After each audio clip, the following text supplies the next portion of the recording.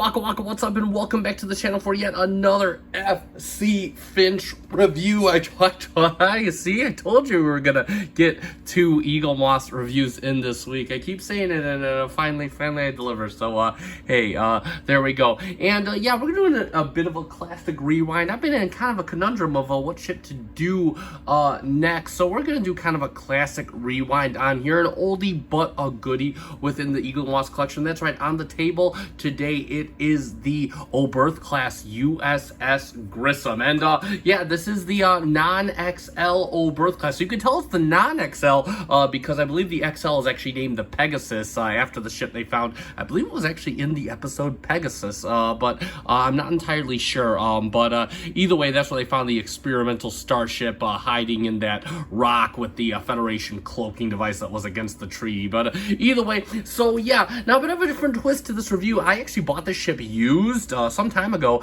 and I looked through my magazines because there were a few ships that I bought used with no magazines, and you know me, I don't really read them, so except when I'm doing a review, of course, or when I skim them for you. So there will be no magazine portion of this review, so a bit of a quickie, but nevertheless no less exciting. So we'll get right into it, get down and dirty into a classic rewind of this awesome little ship. And I gotta state that the Oberth class is kind of a tricky thing for me. It's one of those ships that I really didn't care for initially when I first saw it, and now I've kind of grown to love it in some sick fashion. And so again, so there we go, and we're gonna get right into it. So let's start off, since we're doing no magazine, let's get right into the stand instructions, because this stand still is working. And to plug it into the stand, it's the usual format of you put the peg into the hole, and that does seat itself quite firmly. In fact, you press down, it'll kind of get that extra bit of grip, yeah, and really no wobble at all.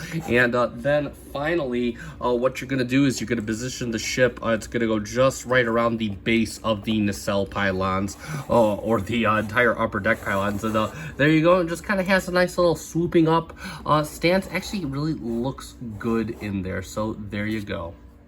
And without further ado, let's get a good look at the Pegasus. We're gonna move the stand right off the way here. And first impression, so what is the reason I don't have the XL?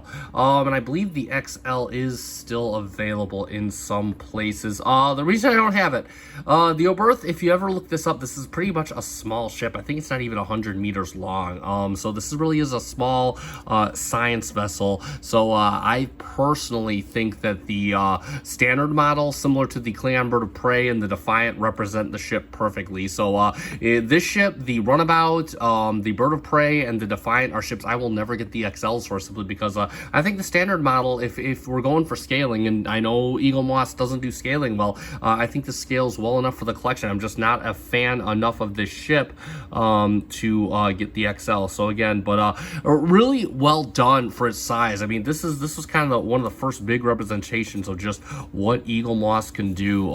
Definitely kind of feel a bit of a heavy feel in the front end, so maybe a little bit of die cast in the little saucer area right here. Got some nice gray painted paneling. It looks really good, really nice and sparkly. In fact, again, Federation ships, when you talk about their dull color palettes, this is really nice. Got the nice U.S.S. Grissom NCC 638, one of the only ships with 3-digit numbers in there. Got nice blue for the windows, and I'm not sure if this indicates a panel misalignment, since they are kind of under the panels, as you can see right there. But either way, it doesn't bug me. You can still see the blue looks really nice. Got the nice red Federation band going around the saucer, looks really good. And then you got some nice detailing right under here, some protrusions, got the nice silver paint all around that. Of course, the nice subtle Aztecing, you can see. It's kind of hard to see with light, but you can see the subtle gray mixed in with the white there. And then you got these nice ribbed vents for the nacelle core, and then of course United Federation of Planets on either side of the nacelle. And of course you got the Federation pen, looks really good, and you got the nice mix of silver. I love how the nacelle pylons are kind of outlined to this blue. Then of course you got like the nice silver and then light gray extrusions in there. Looks really good, nice Aztecing mixed in. Again, I love how they did a lot of the outlining this year. They got the colors, the blue here, the red on the secondary hull, and then you got the nice shade silver right here. It looks really pops. Man, this really pops. I mean, talk about a model that even if you don't like this ship, gives you a real appreciation for it. And this ship has its own cult following. So again, got the silver right here, NCC 638, looks nice and visible, really good. Got the nice impulse engines painted out in red. They look really good. Again, wow, look at the profile of this ship. You gotta appreciate. I mean, it just looks, it's kind of angelic almost. I mean, I hate to say, because it looks so ugly in some views, but it really is. Again, it really is one of those beautiful ugly ducklings. So again, biggest oxymoron ever. But yeah, no, this is just an absolutely good-looking model of a ship. Whether you love or hate the ship, wow, what a good-looking model. What a great representation of this ship. And again, especially if you collect movie ships, this is definitely one for the books, one to definitely have in your collection and display prominently. And for a quick comparison, let us bring in the XL Enterprise 1701A. And yeah, I know the ship made appearances in Deep Space Nine and Next Generation, but this ship was designed more for the movie, in the movie era, so we're going to keep it where the movies are. And yeah, I mean, they don't scale entirely well. I mean, obviously, you know, the Eaglemoss, the scaling to one of them was never the thing, but again, they do look really good. I mean, this is probably as good as it's going to get. The Enterprise itself is what? Oh man, don't tell me. It's like, this is like 310 meters in length, I think. And so 80 around 100, yeah, I mean, just a little too bit, but you know what, it is what it is. I mean, they do look good together, though. They do look like they belong in the same era.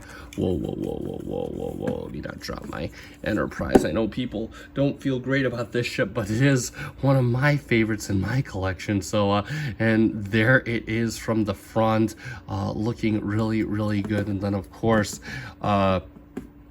get it from the top as best we can. And yeah, they look really superb. Definitely, you know, just kind of a, you could tell the Oberth definitely kind of fits the role of like the supporting ship kind of philosophy. So again, really good looking there.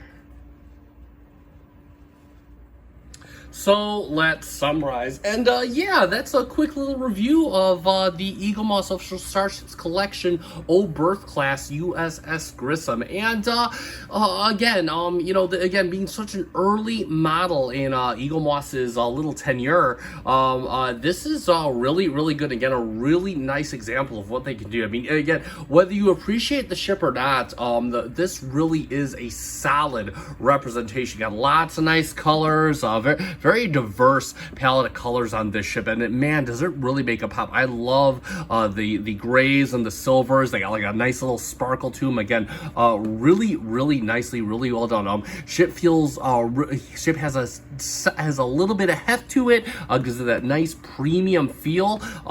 So again, and I absolutely really enjoy that. And again, you know, this ship didn't have too many appearances, but you see it on, it gets more screen time than most background ships.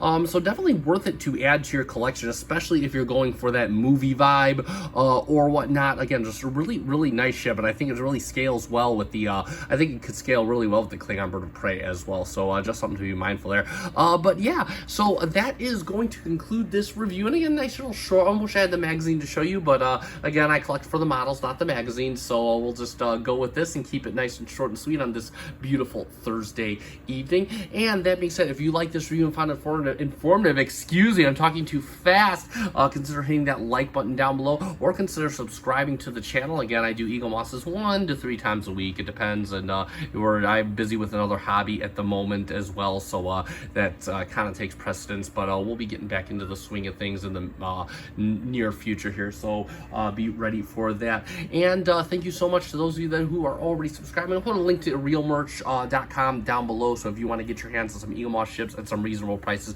you can check them out. And that being said, I have been FC Finch. Thank you so much for watching. Live long and prosper.